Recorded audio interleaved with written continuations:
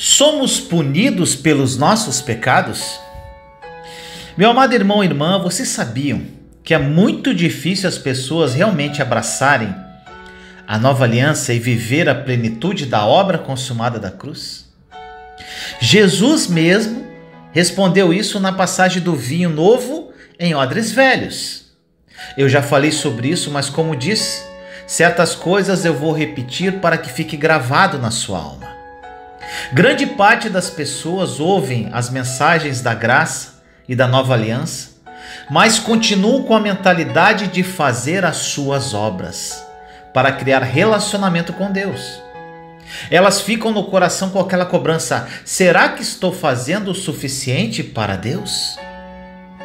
Em Marcos 2:22 diz assim: e ninguém põe vinho novo em vasilhas de couro velhas.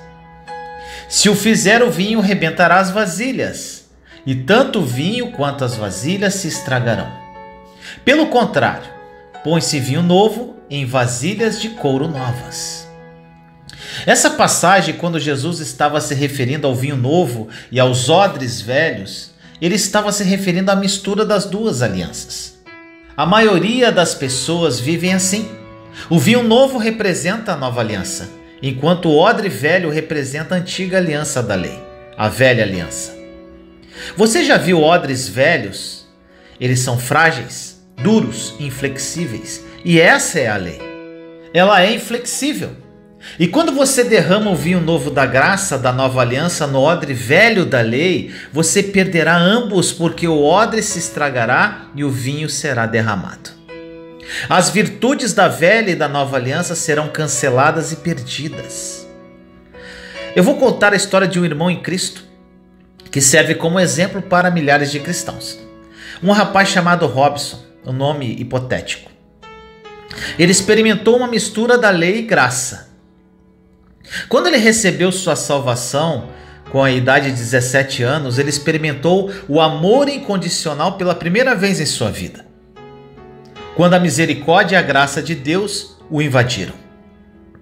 No início ele disse que a igreja era uma alegria porque eles adoravam, compartilhavam e oravam. Mas dentro de alguns anos ela sucumbiu a uma mentalidade de obras e começou a pesquisar as escrituras para descobrir o que precisava fazer.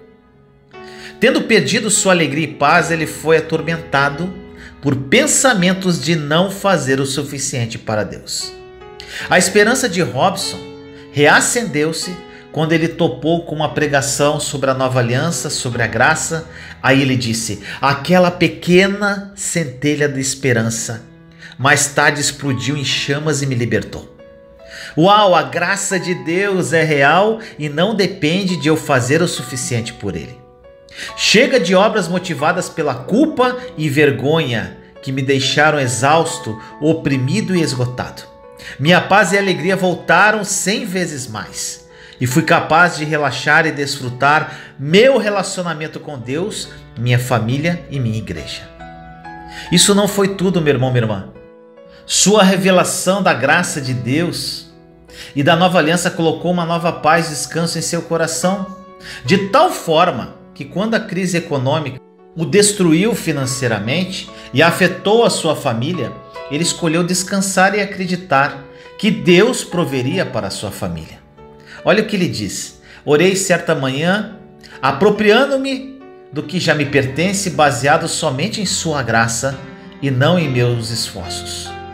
Em menos de 30 minutos depois, o ex-empregador da minha esposa ligou para ela e perguntou se ela queria seu antigo emprego de volta. Minha esposa agora ganha tanto quanto ganhava em seu melhor ano. A graça de Deus é incrível. Meu irmão, minha irmã, não permita que uma mistura da lei e graça invada o seu coração e sua mente. Escolha pela nova aliança e recuse a velha aliança. Deus odeia a mistura porque ela rouba de você a liberdade, a paz, a alegria que vem de descansar na obra consumada do seu Filho. Isso rouba de você o poder de reinar em vida por meio da abundância da sua graça. Você não pode colocar vinho novo em odres velhos. Você perderá ambos, meu irmão, minha irmã. Mas se você apenas se concentrar e meditar em sua graça e bondade para com você e sua família, como Robson fez, verá sua graça abundantemente para você. Aproprie-se da verdade da obra consumada da cruz. A nova aliança é uma realidade que vai mudar a sua vida radicalmente. Então, meu irmão, minha irmã, prove um pouco deste vinho novo.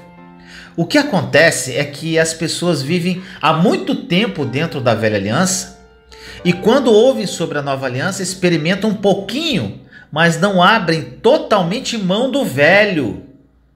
Desta forma, elas não vivem a plenitude maravilhosa da nova aliança. Eu, meu irmão, minha irmã Vinícius, eu tomei uma decisão, a de viver a vida plena que Jesus morreu por mim e recusar absolutamente tudo que não condiz com a obra consumada da cruz.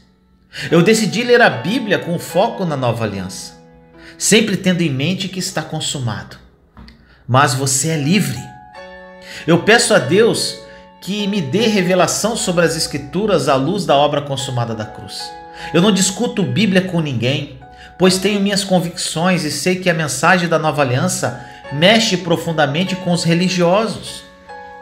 Se nós temos a mentalidade da antiga aliança, nós nos tornamos fariseus modernos.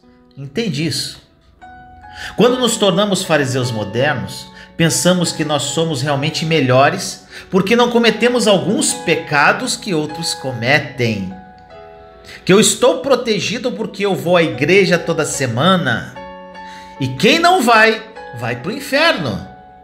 Não é esse o pensamento que assola, meu irmão, minha irmã? Eu quero que vocês entendam que o pecado é terrível. Eu nunca vou justificar o pecado. O pecado colocou Jesus na cruz. Mas Deus nunca vai me punir pelos meus pecados, porque meu amado Jesus já pagou um preço muito alto por isso. Devido a esse sacrifício de Jesus e do amor que eu sinto por ele, eu procuro permanecer longe do pecado. Olha a diferença. Um exemplo. Vamos supor que vocês saibam que ontem, antes de vir trazer essa mensagem para vocês, eu enchi a cara, fiquei bêbado e cometi adultério. Estaria alguém ouvindo essa mensagem agora? Pouquíssimas pessoas, não é? Seja honesto, o que você pensaria de mim? Eu vou dizer a resposta da maioria das pessoas. Iriam falar assim: ele não pode trazer a palavra porque ele é um pecador. Eu sabia que tinha alguma coisa errada com esse cara, com esse carequinha. Não é isso, meu irmão, minha irmã? Sabe o que Jesus disse? Se você olhar para uma mulher e no coração gerar pensamentos de desejo, você já adulterou. Está escrito na palavra. Então muitos que me chamaram de pecador já cometeram adultério, porque só de ver uma mulher na rua ou na televisão ficam com maus pensamentos. Não concorda? Também muitos que poderiam me chamar de pecador estão com suas mentes cheias de luxúria. Se você viver debaixo da velha aliança, você vai pensar que eu sou muito pior do que você por ter cometido adultério ontem.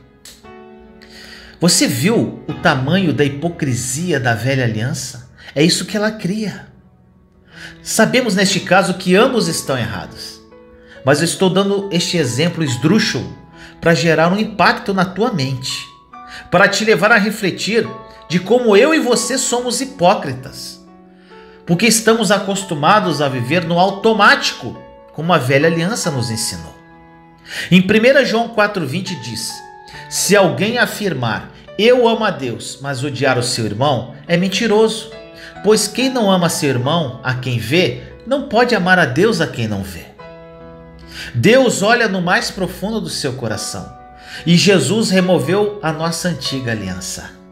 Em Hebreus 8,13 diz: chamando nova esta aliança, ele tornou antiquada a primeira.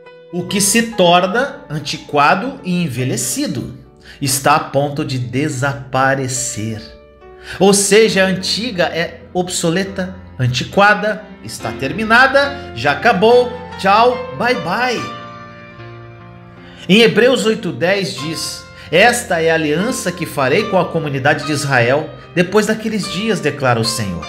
Porei minhas leis em suas mentes e as escreverei em seus corações. Serei o Deus deles e eles serão meu povo. Nós somos o seu povo, meu irmão, minha irmã. Em outros vídeos falamos a respeito da retidão, da justiça de Cristo Jesus, da nova criação. Tudo isso está nas cartas de Paulo aos Coríntios. Se você ler e observar atentamente essas cartas, você vai observar que eles pecaram muito. Assim como as pessoas pecam hoje nas igrejas. Em Corinto, eles tomavam a ceia na igreja e depois ficavam bêbados. Existia um caso de um homem que cometeu adultério com sua madrasta, a esposa do seu pai. Isso era terrível. Ainda existia muita ganância na igreja, muito foco em dinheiro. Enfim, havia coisas terríveis acontecendo com aquela igreja. Mesmo com tudo isso acontecendo naquela igreja, olha como Paulo se dirigia àqueles irmãos. 1 Coríntios, capítulo 1, versículo 2. A igreja de Deus que está em Corinto, aos santificados em Cristo Jesus e chamados para serem santos. Meu irmão, minha irmã, como Paulo podia chamar eles de santos se eles estavam pecando? Vocês precisam entender isso, meus amados. A sua atitude de pecado não te faz um pecador. Não! Você nasceu pecador e é por esse motivo que você peca. Consegue entender? Você não teve escolha, então Jesus Cristo veio nos libertar, trazendo a maravilhosa nova aliança. Destruiu a nossa natureza pecadora, nos tornou justos e Ele espera que todos nós acreditemos nisso. Somente se acreditarmos, apropriando-nos pela fé, é que experimentaremos esta verdade. Precisamos acreditar que nós somos perfeitamente justificados, não pelo que fazemos, mas somente pelo que Jesus fez. Quando acreditamos nisso, a escritura de Hebreus 8:10 se cumpre, quando diz que Deus colocou a sua lei dentro dos nossos corações e de nossas mentes. Se Deus coloca a sua lei dentro do nosso coração e mente, por que muitos de nós vivem em função dos outros? Pensa aí. Por que você é controlado pelo seu líder, meu irmão, minha irmã? Por que você faz tudo o que ele manda? Ele diz, faça isso, faça aquilo, e você faz. Porque ele falou, não porque o seu coração está convencido pelo Espírito Santo para fazer ou não. É isso que acontece com as igrejas em sua maioria. Você é livre, meu irmão, minha irmã, mas se acha que isso é vida, continue.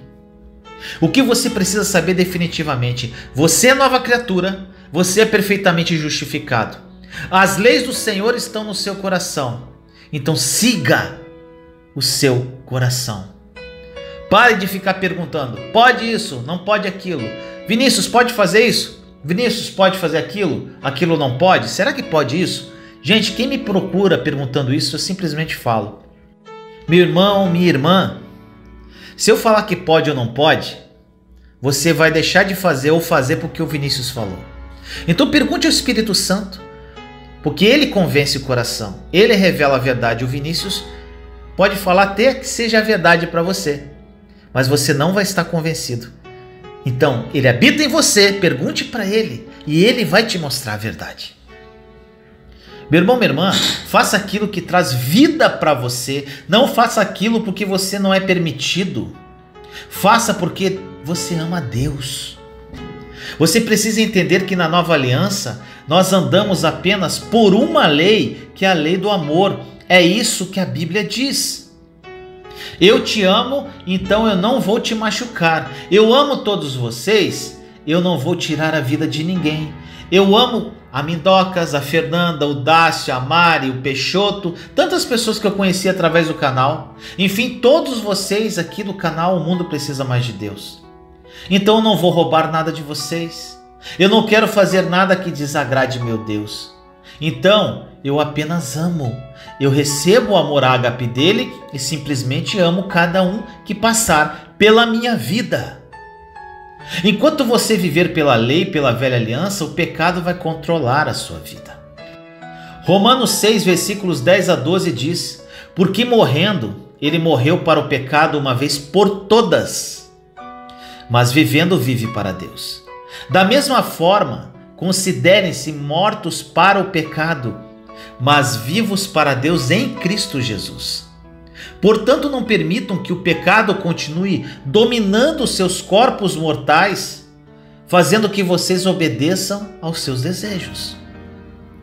Meu irmão, minha irmã, o pecado não impera mais sobre nós, porque vivemos no tempo da graça e não no tempo da lei.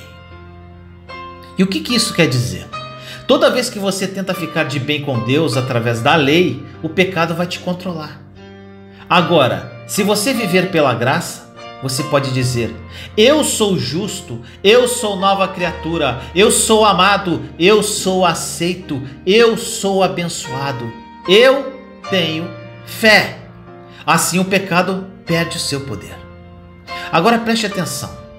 A nova aliança não é uma aliança sem lei. Alguns cristãos pensam que viver na nova aliança é viver numa aliança sem lei.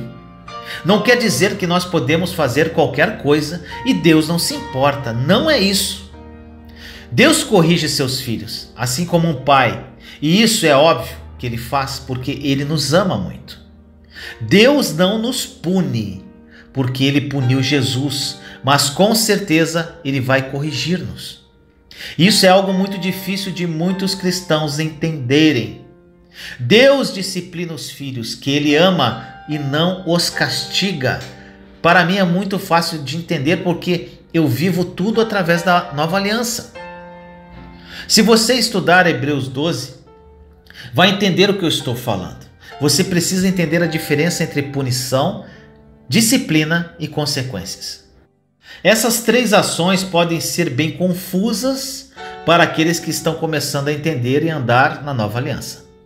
Muitas pessoas ficam intrigadas e fazem perguntas do tipo assim: como Deus pôde matar Ananias e Zafira debaixo da nova aliança, como vemos em Atos 5? Meu irmão, minha irmã, as pessoas tentam convencer a elas mesmas de que sob a nova aliança o pecado não importa, já que somos justos independentemente do que façamos. Porque dizem eles, Deus não pune mais o pecado. Isso está parcialmente correto. Deus não pode mais nos punir por causa de nossos pecados. Entretanto, o pecado ainda importa. Não somos punidos por causa dos nossos pecados, porque o pecado, pela própria natureza, já é sempre destrutivo. Sob a velha aliança, o pecado era punido porque Deus se relacionava com o homem baseado na lei. Sob a nova aliança, Deus só se relaciona conosco baseado no sacrifício de Cristo. Jesus foi punido por causa de cada um dos nossos pecados passados, presentes ou futuros. A Bíblia nos diz claramente em Romanos 8:1.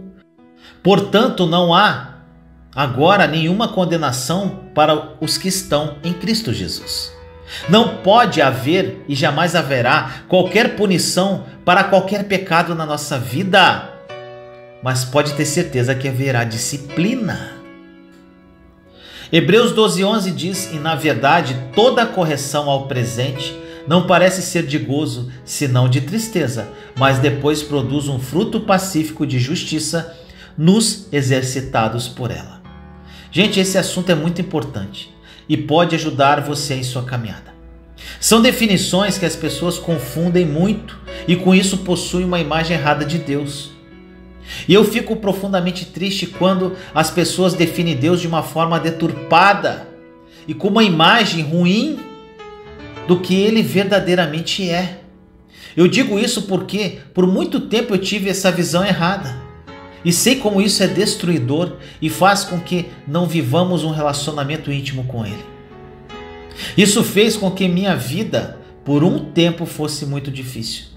E acredito que isso é uma das coisas favoritas que o diabo faz para afastar as pessoas de Deus, achando que Ele pune e é ruim. Deus não é ruim, meu irmão, minha irmã. Ele é bom, Ele é incrível, Ele é maravilhoso, Ele é amoroso, Ele é bondoso. E ele mostrou isso através de Cristo. E aqui, meu irmão, minha irmã, estão 3 coisas que você precisa diferenciar, que devem ficar muito claras em sua mente entre punição, disciplina e consequência.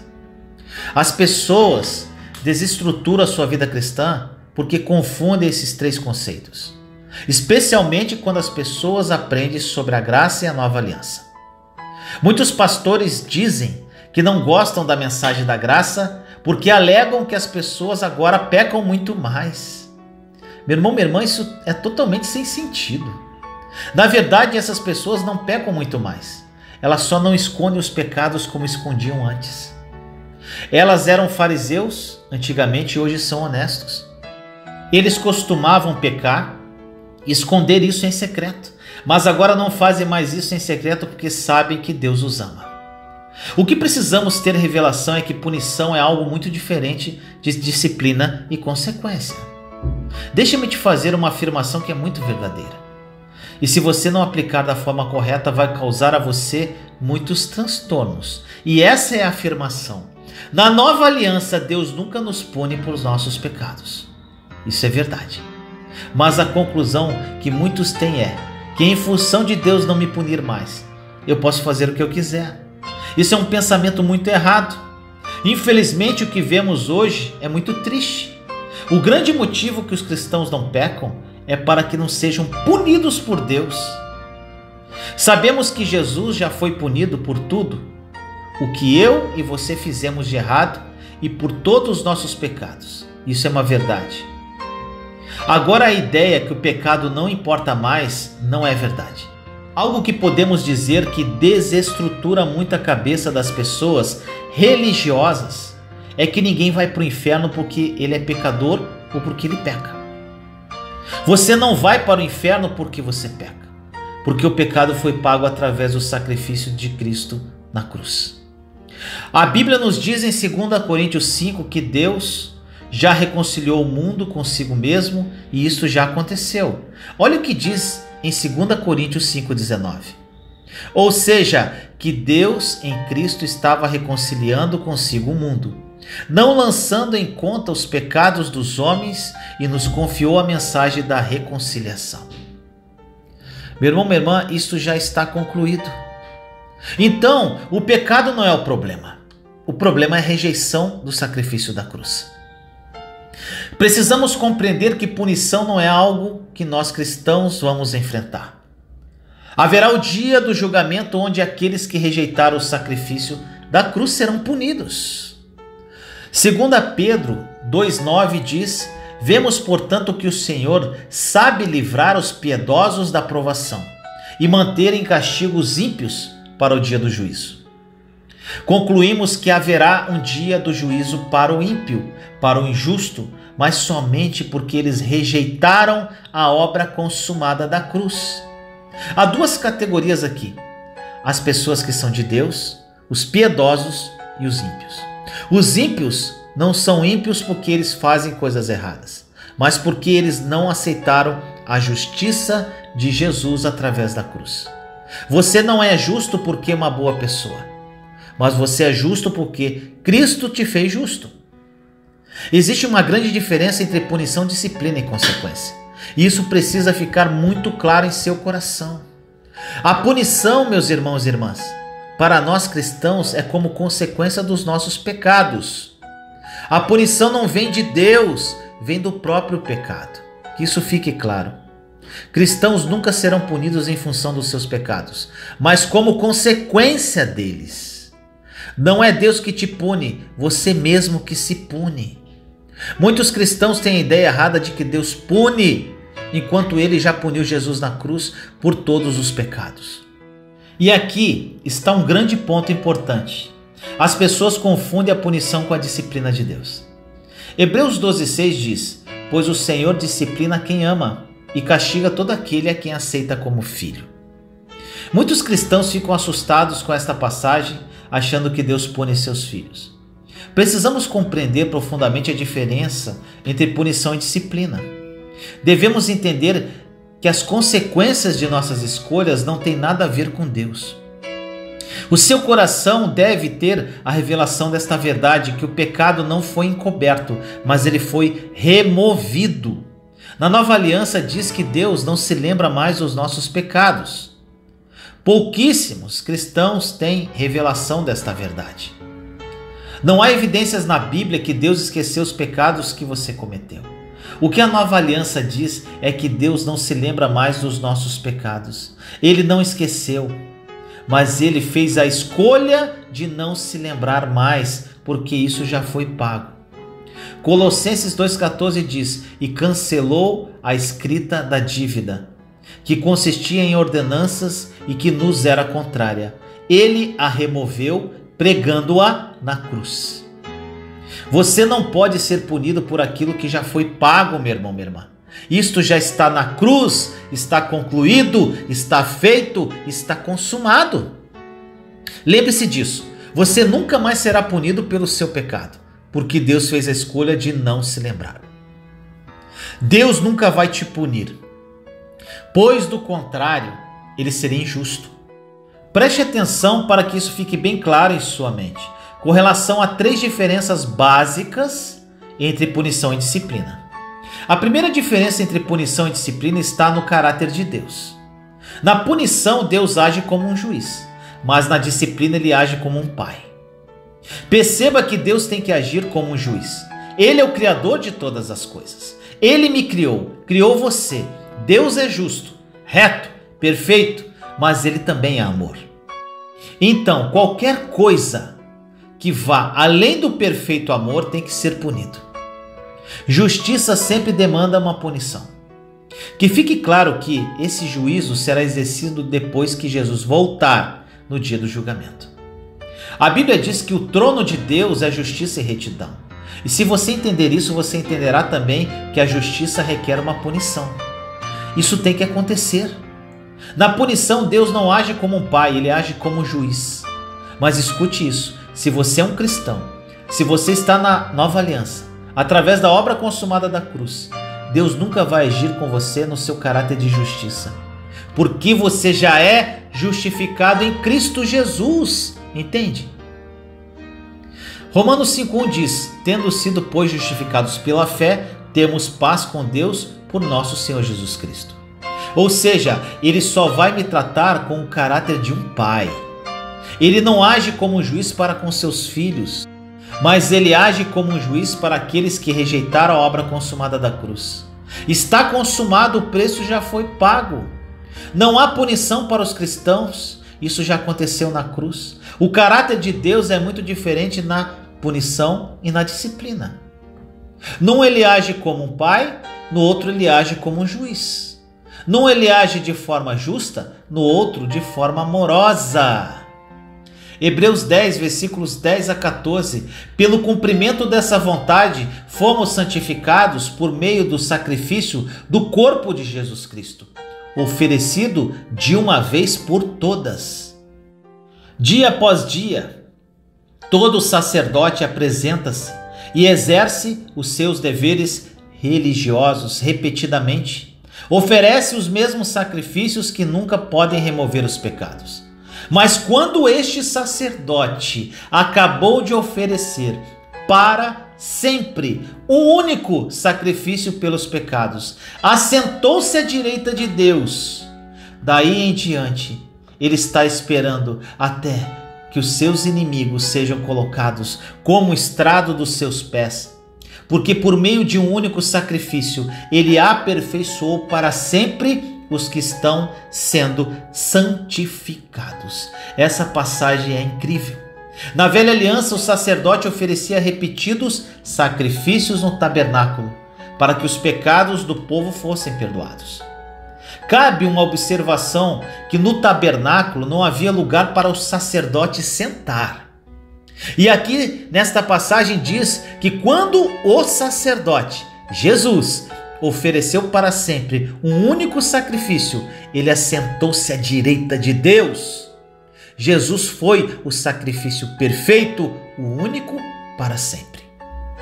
Agora, meu irmão, minha irmã, sabe por que Jesus está sentado e não de pé?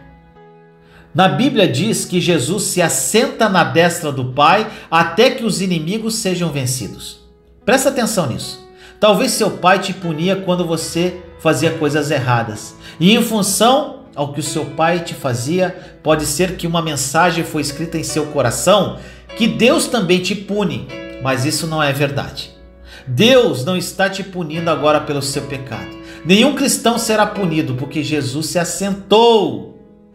A nossa mente de justiça religiosa frequentemente não entende o sacrifício de cruz e agora, de uma forma subconsciente, esperamos uma punição.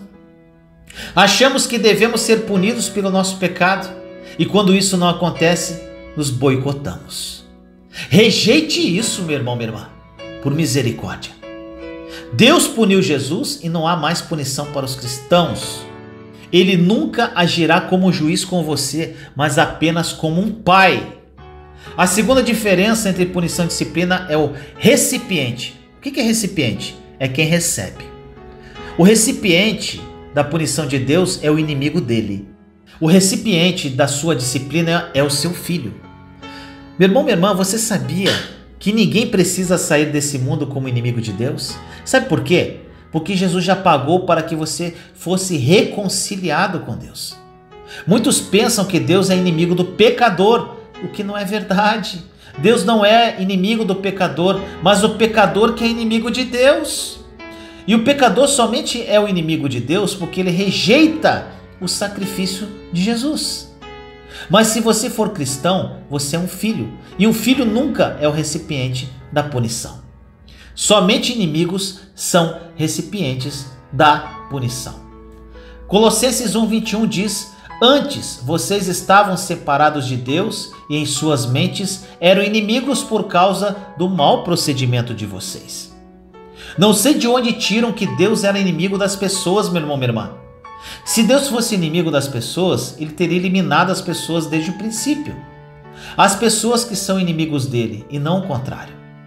Entenda que o recipiente da punição é diferente da disciplina. A diferença é que o recipiente da disciplina é como o relacionamento de um pai e um filho. Na punição, Deus age para com seus inimigos e não para com seus filhos. Se você é cristão, ou seja, ter aceitado o sacrifício consumado de Jesus Cristo, você nunca é o recipiente da punição. Estou sendo repetitivo para que isso entre na sua alma. Sabe por quê? Porque você não é inimigo de Deus, você é filho.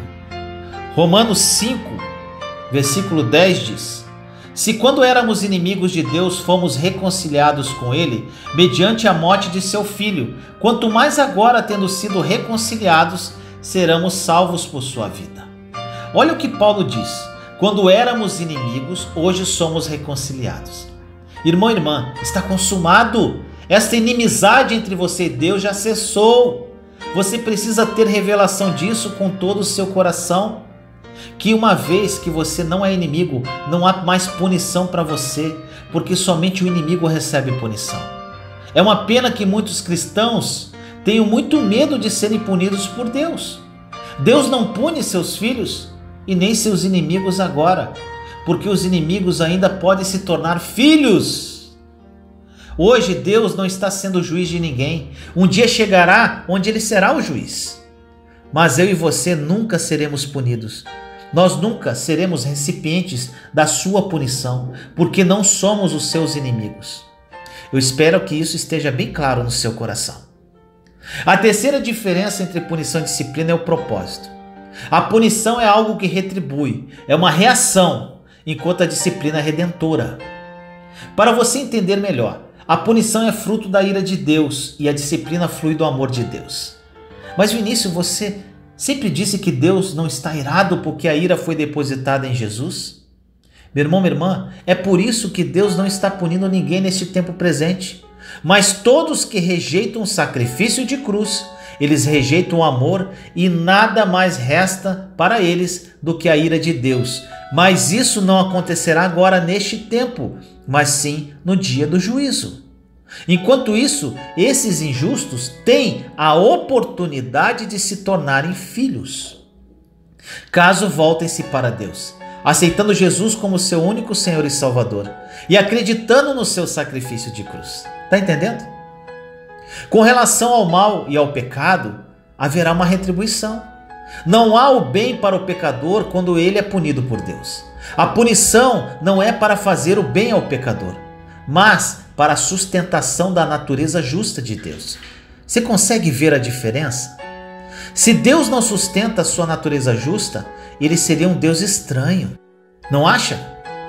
Então a punição que acontecerá para as pessoas que rejeitam o sacrifício de Jesus não é para o bem dessas pessoas. Isso tem que acontecer para a sustentação da natureza justa de Deus. Deus nunca quis punir ninguém, mas ele tem que punir, senão ele não seria justo. Foi assim que Deus resolveu este problema. Ele precisa punir o pecado, senão ele não seria justo com sua natureza. Você quer ver o amor mais profundo que existe, meu irmão, minha irmã? Você quer ver o verdadeiro amor, o amor de Deus? Olhe para a cruz. Você quer ver a ira de Deus? Olhe para a cruz. Na cruz você vê a ira de Deus depositada em Jesus, mas também vê o amor de Jesus que tirou o pecado do mundo. Então o propósito da punição e da disciplina é completamente diferente. Deus nunca pune seus filhos porque o propósito da disciplina não é um castigo, mas é um amor para que você se torne a sua melhor versão. A natureza justa de Deus foi satisfeita na obra consumada da cruz. Então, para nós cristãos, não há mais punição pelos pecados. O que nos resta é a disciplina. Mas lembre-se que na disciplina o propósito é o amor. Por vezes o seu pai na terra pode ter disciplinado você e pode ser que ele tenha ficado irado por alguma atitude sua. Deus nunca vai te disciplinar a não ser por amor ou por altruísmo. E o amor nunca busca o seu próprio interesse. Um exemplo: eu não sou um pai exemplar e por vezes disciplinei minhas filhas porque elas me deixaram nervoso. Vamos supor. Deus não faz isso, meu irmão, minha irmã. Ele não fica nervoso. A única razão que Deus disciplina os seus filhos é porque Ele é um Deus de puro amor. O único desejo de Deus disciplinar é pelo fruto do amor. Uma vez que você entenda isso, você vai entender a disciplina de um pai que te ama muito. Colhemos o que plantamos e escolhas geram consequências. Através das nossas más colheitas, devido às nossas más semeaduras, Deus irá nos disciplinar, caso nos voltemos para Ele. Tire da sua cabeça que Deus permite que algo ruim aconteça em sua vida, como uma doença para te disciplinar. Por favor, a natureza de Deus não é essa. Ele te ama e quer o melhor para você. Ame a disciplina de Deus, pois ela vai te levar exatamente para o propósito dele na sua vida. Vamos agora compreender a disciplina de Deus. Se você estudar Hebreus 12 no idioma original, você claramente verá como que o amor maravilhoso de Deus disciplina seus filhos. Deixe-me acabar completamente com o seu medo da disciplina de Deus. Eu amo a disciplina de Deus e eu desejo que Ele jamais pare de me disciplinar. Na verdade, desejo profundamente que Ele me discipline diariamente. Isso pode lhe parecer estranho, mas você logo concordará comigo. Vou lhe mostrar através da passagem mais famosa do Novo Testamento sobre disciplina de Deus, o quanto ela é maravilhosa. Hebreus 12 fala isso. Olha o que diz os versos 5 e 6. Você deve prestar muita atenção a duas palavras que são correção e repreensão. Diz assim: vocês se esqueceram da palavra de ânimo, que ele lhes dirige como a filhos. Meu filho, não despreze a disciplina do Senhor, nem se magoe com sua repreensão, pois o Senhor corrige a quem ama. A primeira coisa que precisamos lembrar é que Deus jamais o disciplina porque você o irritou, o deixou nervoso ou porque ele perdeu a paciência com você. Deus jamais fará isso. Ele só tem um motivo para discipliná-lo, que é o perfeito amor ágape. Ele não pensa em si mesmo, mas em você e no seu bem. Na disciplina de Deus, antes de fazer qualquer coisa, sua primeira forma de nos disciplinar é usando a palavra dele para nos corrigir. Meu irmão, minha irmã, a palavra grega traduzida como corrigir significa ensinar ou treinar usando palavras de instrução. Olha só, Deus está fazendo tudo o que pode para nos ensinar através da sua palavra. Eu amo sua disciplina quando abro a palavra e ele fala comigo sobre as áreas da minha vida que precisam de mudança. Seja quando leio sobre o amor ao dinheiro, perdoar irrestritamente ou algo assim. Quando leio a palavra e me submeto humildemente, estou no primeiro estágio da disciplina. Infelizmente, muitas Bíblias têm uma tradução ruim desse trecho e dão um tom negativo à palavra de Deus. Mas em 2 Timóteo 3,16 diz: toda a escritura é inspirada por Deus e útil para o ensino, para a repreensão, para a correção e para a instrução na justiça. A palavra grega traduzida como instrução vem da mesma raiz da palavra usada em Hebreus 12 e traduzida como correção. Assim, a primeira forma de disciplina de Deus é sempre a instrução através da sua palavra. Todo pai amaria se ao ensinar o filho, através de uma instrução verbal, ele ouvisse e obedecesse. Não concorda? Os filhos rebeldes que se recusam a obedecer, então passarão por uma pressão mais forte, através da disciplina de Deus. Deus sabe da destruição que a rebeldia e o pecado nos causam, e por causa do seu profundo amor por nós, se não aprendermos através da instrução da palavra, ele vai nos disciplinar. De outra forma, ele usará a segunda medida, ou estágio da disciplina. Lembre-se de que somente se nos recusarmos obstinadamente a obedecer e persistirmos na desobediência é que a disciplina ficará mais severa. Precisamos ter um entendimento claro de que a disciplina de Deus não tem nada a ver com Ele, mas está totalmente focada em nós. As pessoas me fazem a seguinte pergunta: se o pecado foi tratado na cruz e está perdoado, então por que Deus ainda nos disciplina por causa dele? Meu irmão, minha irmã, é porque Ele entende e sabe o quanto o pecado é destrutivo em nossa vida. Ele nos ama tão profundamente que não quer que soframos as terríveis consequências e a destruição que o pecado causa em nossa vida. Na cruz somente a punição foi removida, não as consequências que o pecado sempre carrega. O arrependimento na velha aliança é bem diferente do arrependimento na nova aliança. Na velha aliança, quando as pessoas pecavam, esse pecado fazia com que a ira de Deus viesse sobre eles.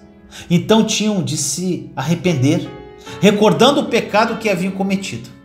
Sob a nova aliança é totalmente diferente. Imaginamos que você descubra, no primeiro estágio da disciplina de Deus, através da palavra, que você pecou, porque foi avarento e violou a lei do amor, vamos supor. Em vez de recordar seu pecado e tentar resolver as coisas com Deus através do arrependimento, você se achega a Ele com ousadia dizendo: Pai, perdoa-me porque, embora o Senhor tenha me libertado do poder da avareza, escolhi não ser generoso e isso me prejudicou. Estou arrependido. Você se arrepende, olhando para o futuro, e escolhe ser generoso. Não há condenação no arrependimento da nova aliança, e sim uma mudança de mente que o leva a viver na vitória da cruz. O próximo passo na disciplina de Deus será o que nesta versão da Bíblia foi traduzido como repreensão. Olha o que diz Hebreus 12:5. Vocês se esqueceram da palavra de ânimo que ele lhes dirige como a filhos. Meu filho, não despreze a disciplina do Senhor, nem se magoe com a sua repreensão. A palavra grega traduzida aqui como repreensão significa revelar ou trazer à luz. Se não ouvirmos, obedecermos e nos submetermos ao que Deus nos fala através da sua palavra, ele então começa a revelar a nossa rebeldia. Eu amo, meu irmão, minha irmã, a disciplina de Deus, porque todos os dias, quando eu abro a sua palavra, eu entendo que ela é para minha instrução, para minha disciplina. Eu quero muito aprender, eu quero submeter-me, obedecer e me render. Seja esperto, meu irmão, minha irmã, e responda à disciplina amorosa de Deus. Caso contrário, por causa do seu profundo amor por você, ele vai trazer à luz aquilo que você obstinadamente se recusa a obedecer. Jamais se esqueça de que a disciplina da nova aliança existe por causa do profundo amor de Deus por nós. Se eu lhe dissesse que, por estar debaixo da nova aliança, você não tem que se preocupar independentemente de como você leva a sua vida, eu não dormiria tranquilo, porque teria mentido para você. Seja esperto e ouça a instrução de Deus. Meu irmão, minha irmã, aproprie-se da verdade da obra consumada da cruz, porque a nova aliança é uma realidade e ela mudará a sua vida radicalmente. Compartilhe essa mensagem, porque juntos somos fortes para difundirmos esta verdade ao mundo. Vamos orar? Senhor amado, nos colocamos em sua santa e doce presença neste momento, eu, meus irmãos e irmãs em Cristo Jesus. Pai amado, revela aos meus irmãos e irmãs sobre as verdades da nova aliança. Que o seu Santo Espírito seja o condutor da verdade aos corações que ouvem esta mensagem. Que eles apropriem-se pela fé de tudo que foi dito e vivam uma vida incrível, maravilhosa e abundante que Jesus morreu para nos dar. Assim nós oramos em nome do nosso Senhor Jesus Cristo. Amém. Te amo em Cristo Jesus. Juntos somos fortes. Compartilhe esta mensagem para que mais pessoas sejam edificadas. Inscreva-se no canal e acione o sininho para ser notificado de novos vídeos. Te amo em Cristo Jesus.